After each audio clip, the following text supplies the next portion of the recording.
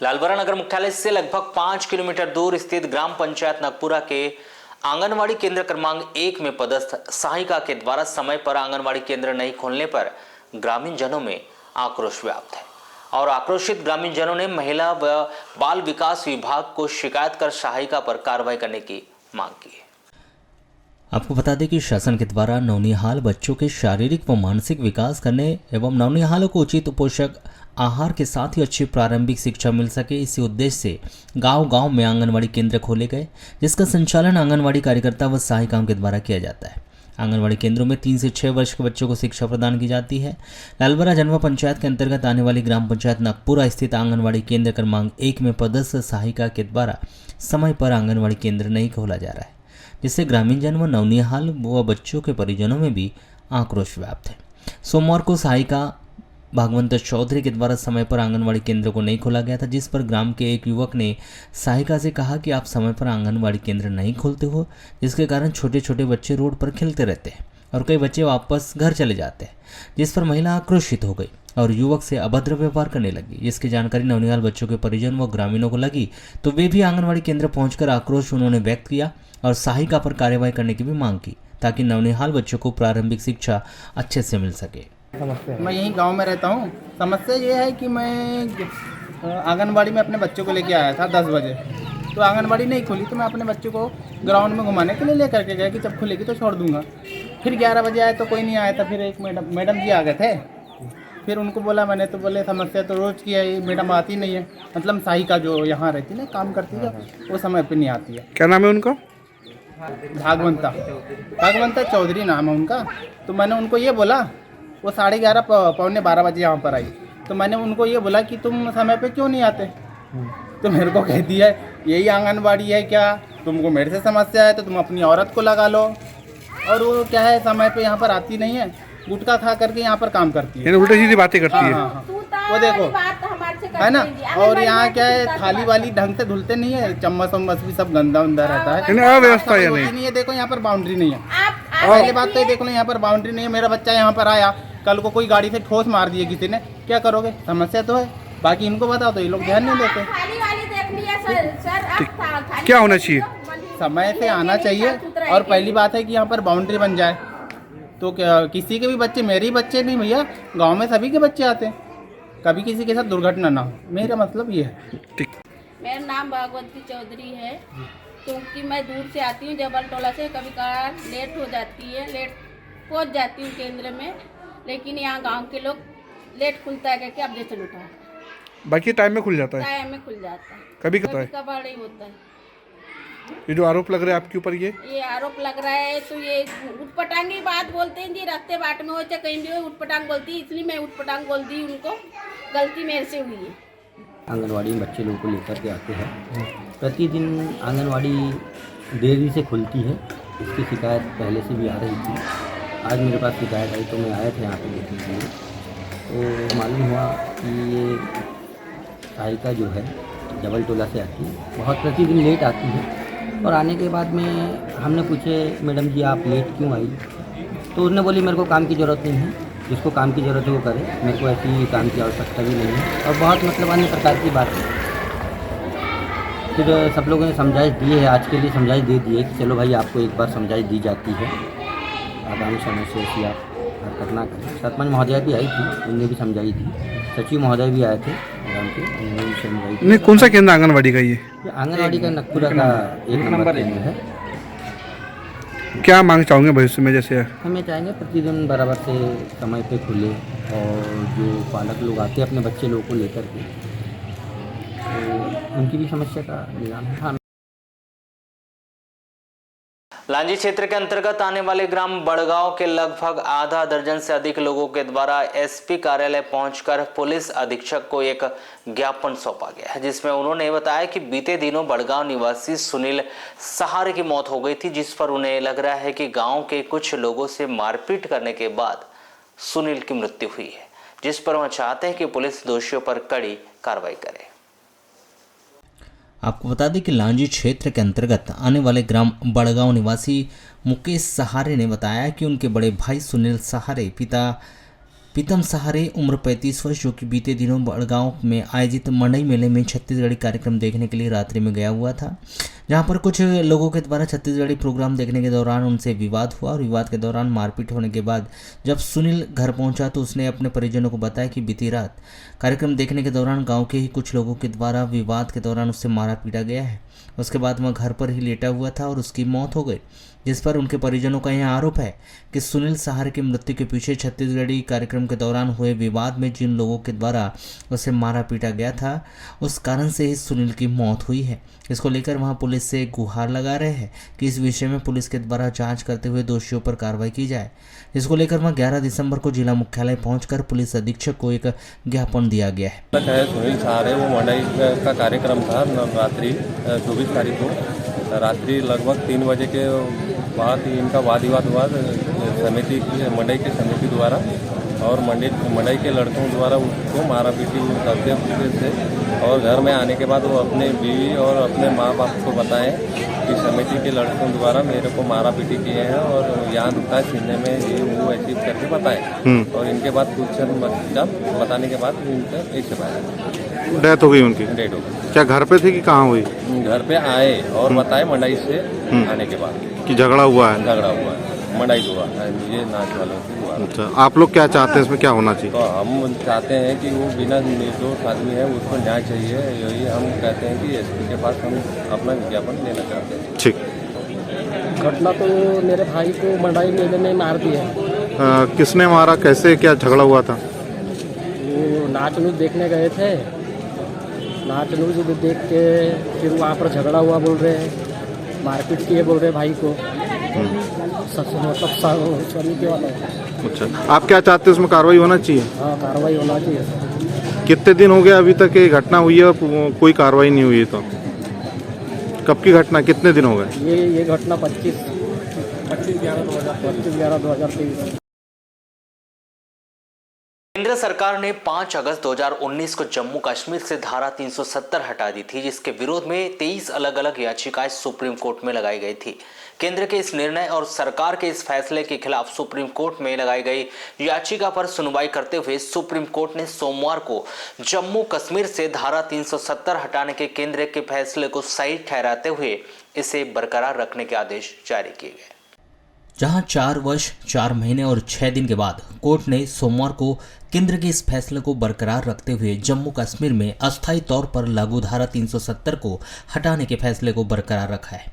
जहां कोर्ट से आदेश आने पर भारतीय जनता पार्टी से जुड़े पदाधिकारियों ने अपनी खुशी का इजहार किया, जिन्होंने केंद्र व कोर्ट के इस फैसले को ऐतिहासिक फैसला बताते हुए इसे हर भारतीय नागरिक की जीत बताया। जम्मू कश्मीर में 370 धारा तो हट गई, उसके बाद जो प्रदेश घोषित किया एक ऐतिहासिक फैसला है और यह बहुत बड़ी बात है कि हमारी केंद्र सरकार भी इसके ऊपर बिल्कुल निर्भर थी कि हमें वहाँ चुनाव कराना है, निष्पक्ष चुनाव कराना है और अब तो कोर्ट के आदेश हैं, सुप्रीम कोर्ट के आदेश है, तो उसमें बिल्कुल सितंबर माह तक का समय दिया गया है, चुनाव हो जाएंगे और यह ऐतिहासिक फैसला है। मैं तो चाहता हूँ ये हमारे देश के लिए गौरव का विषय है। ये हमारे भारत की एक बहुत बड़ी ब्लंडर गलती थी कि जब धारा 370 लगी थी। अब उसका उद्देश्य तो कुछ रहा होगा, मुझे नहीं मालूम, बल्कि उससे परिवारवाद बढ़ा और भ्रष्टाचार बढ़ावा। ये बड़ी अजीब सी बात थी कि वहाँ का व्यक्ति बालाघाट आकर के ज़मीन खरीद सकता था, लेकिन बालाघाट का जाकर के वहाँ पर खरीद नहीं सकता।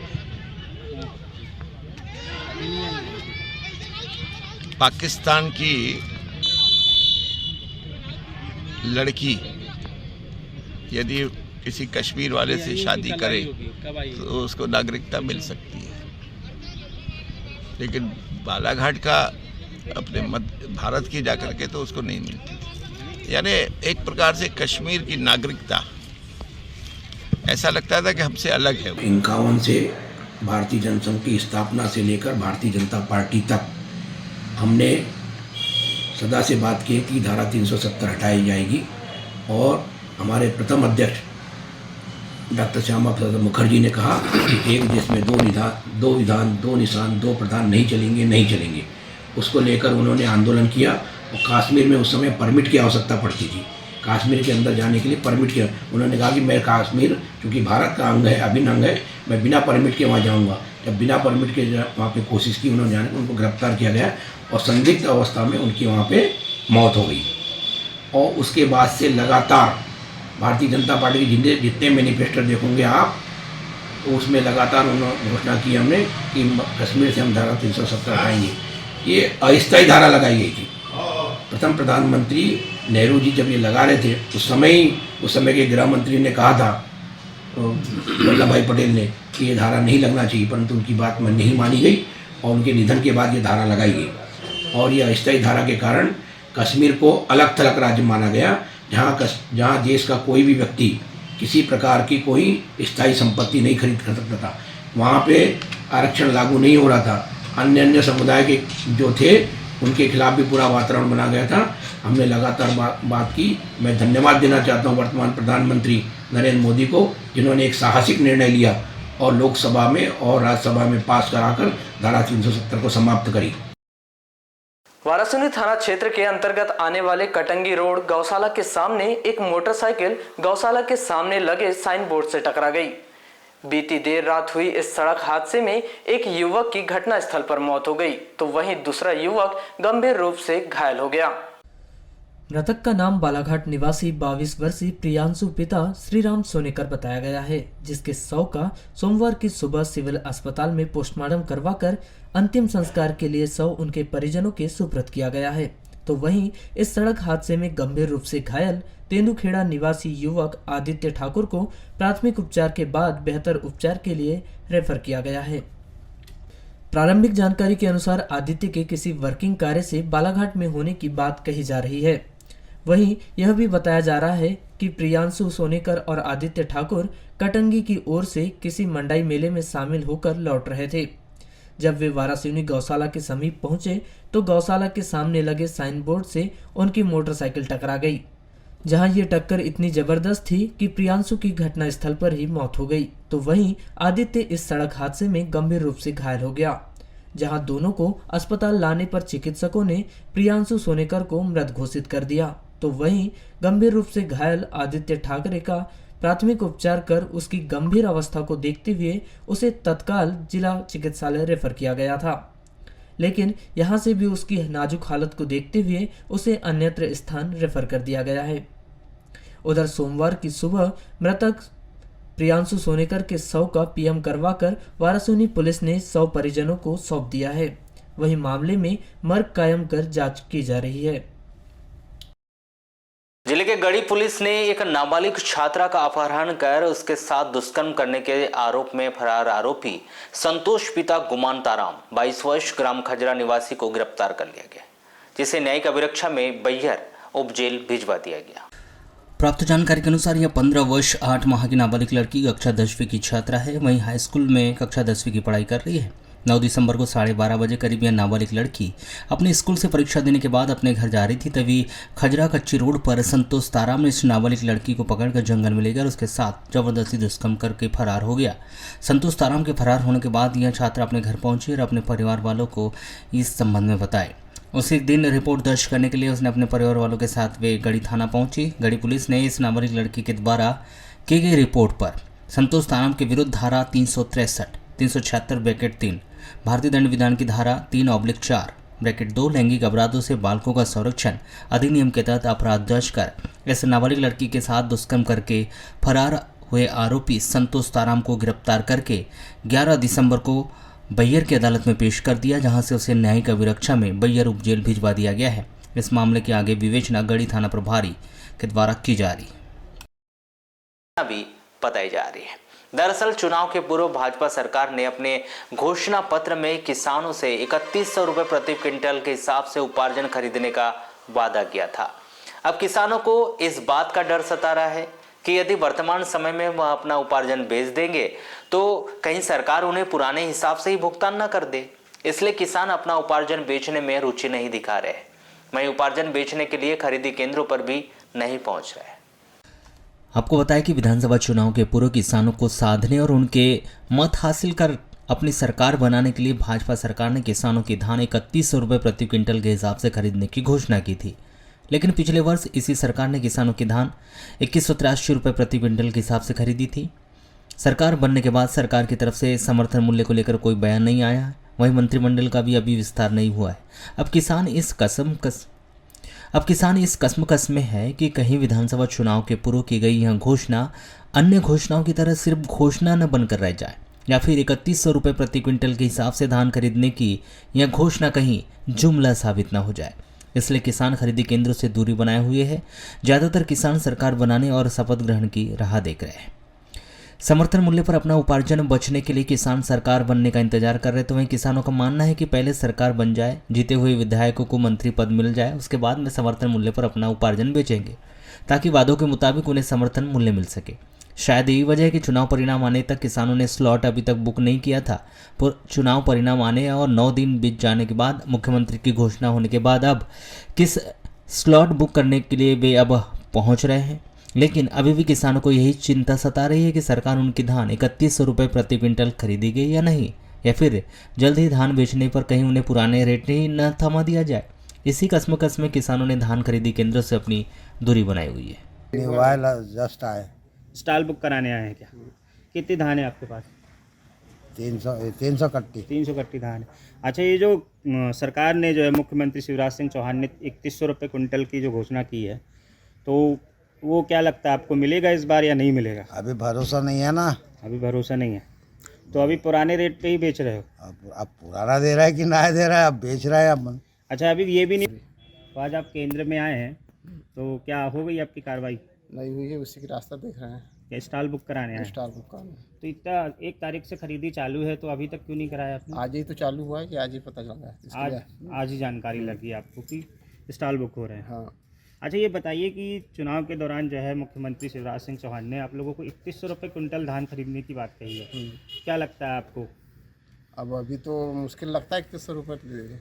पहले की वार्ड क्रमांक 2 के पार्षद योगराज लीलारे के द्वारा 11 दिसंबर को मुख्य नगरपालिका अधिकारी और नगरपालिका अध्यक्ष को ज्ञापन दिया गया है, जिसमें उन्होंने वार्ड क्रमांक 2 में 6 सफाई कर्मचारी व 2 कचरा वाहन उठाने वाले वाहन उपलब्ध कराए जाने की मांग की।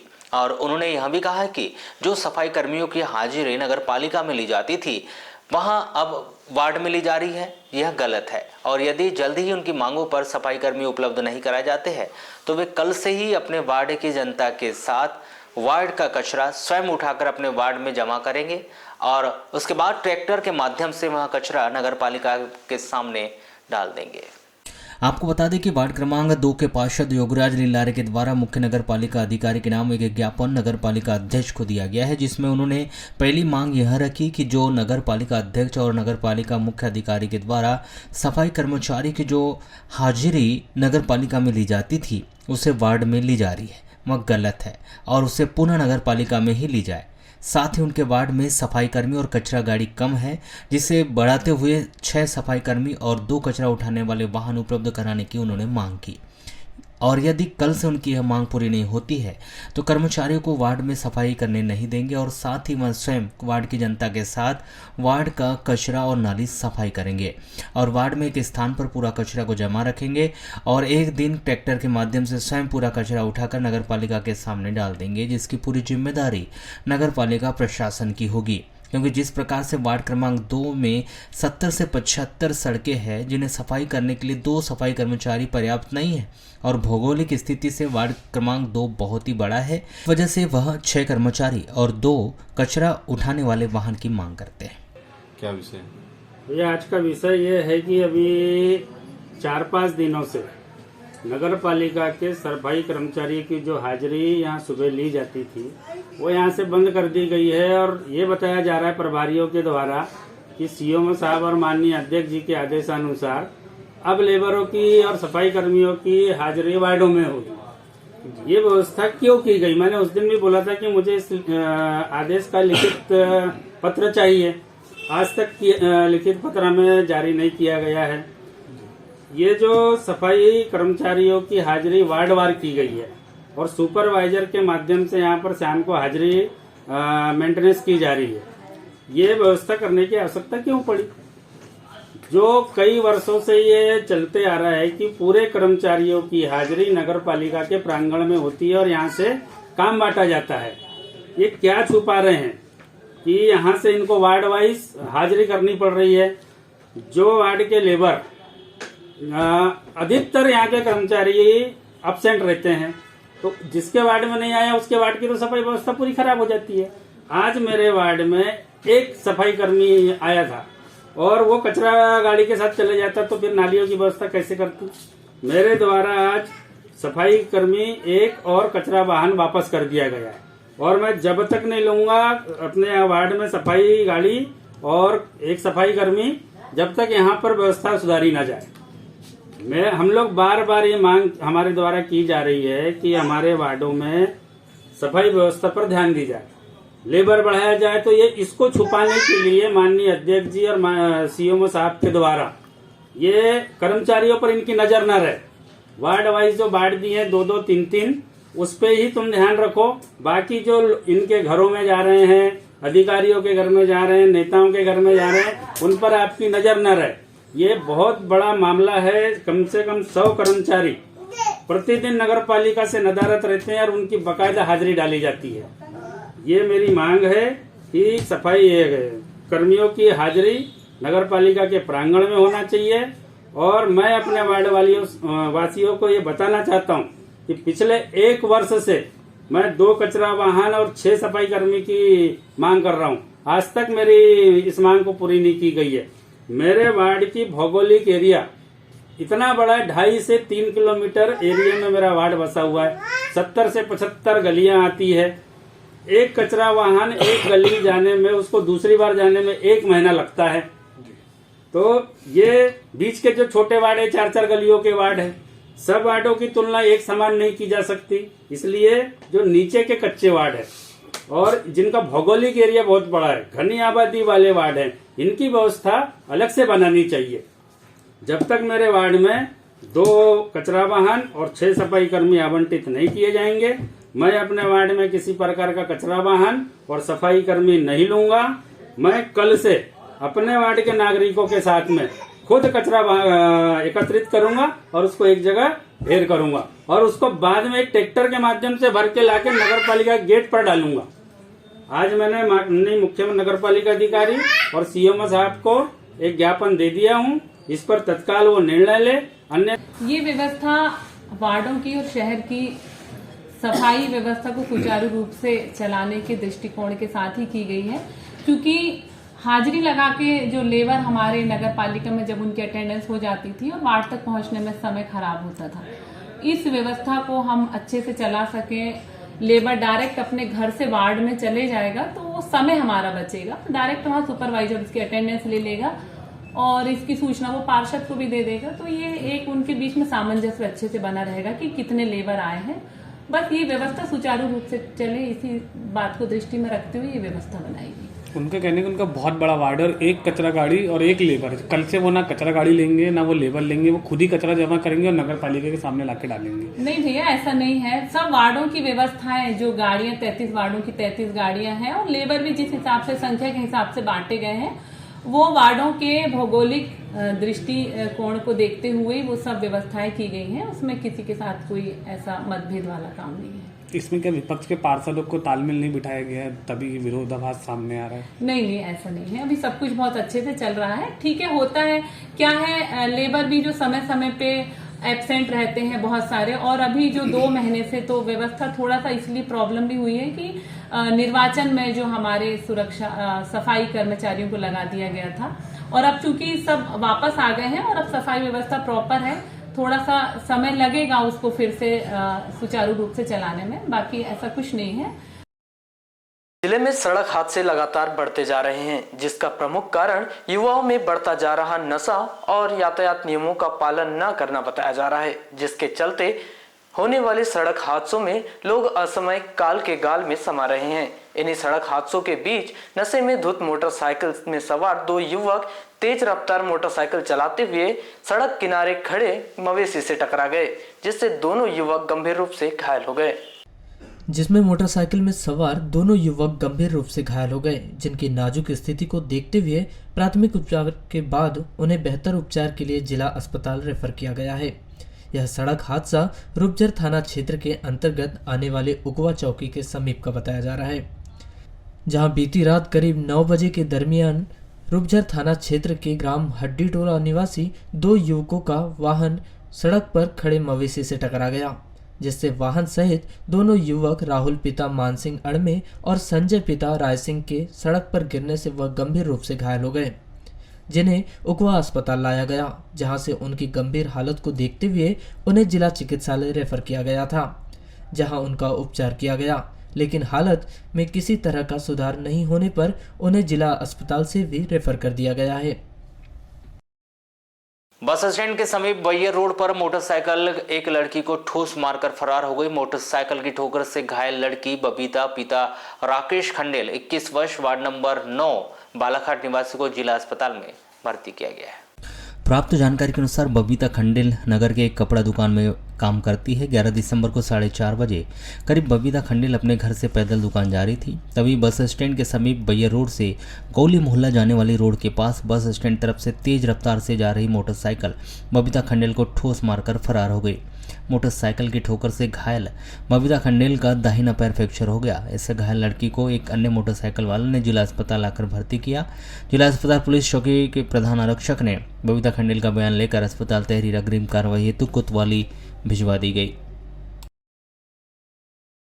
मुख्य नगर पालिका अधिकारी बालाघाट निशांत श्रीवास्तव आगामी 1 माह तक अवकाश में रहेंगे, जिनके अवकाश की अर्जी नगरीय प्रशासन व विकास जबलपुर संभाग संयुक्त संचालक के द्वारा स्वीकार कर ली गई। जहां अवकाश स्वीकृत होने से मुख्य नगर पालिका अधिकारी की अनुपस्थिति में नगर पालिका वारासिनी में पदस्थ मुख्य नगर पालिका अधिकारी दिशा डेहरिया नगर पालिका वारासिनी के साथ साथ अब बालाघाट नगर पालिका का भी अतिरिक्त प्रभार संभालेगी। इसके आदेश नगरीय प्रशासन व विकास जबलपुर संभाग संयुक्त संचालक के द्वारा सोमवार को जारी किए गए। जारी किए गए आदेशों में कहा गया है कि बालाघाट के मुख्य नगर पालिका अधिकारी निशांत श्रीवास्तव के द्वारा स्वास्थ्य खराब होने का हवाला देकर 11 दिसंबर 2023 से 9 जनवरी 2024 तक 30 दिवसीय अवकाश मांगा गया था, जो संयुक्त संचालक के द्वारा स्वीकृत कर दिया गया। इसके चलते बालाघाट नगर पालिका सीएमओ श्रीवास्तव अब 1 माह तक अवकाश पर रहेंगे, जिनके स्थान पर मुख्य नगर पालिका अधिकारी वारासिनी दिशा डेहरिया वारासिनी के साथ साथ बालाघाट नगर पालिका का अतिरिक्त प्रभार भी संभालेगी।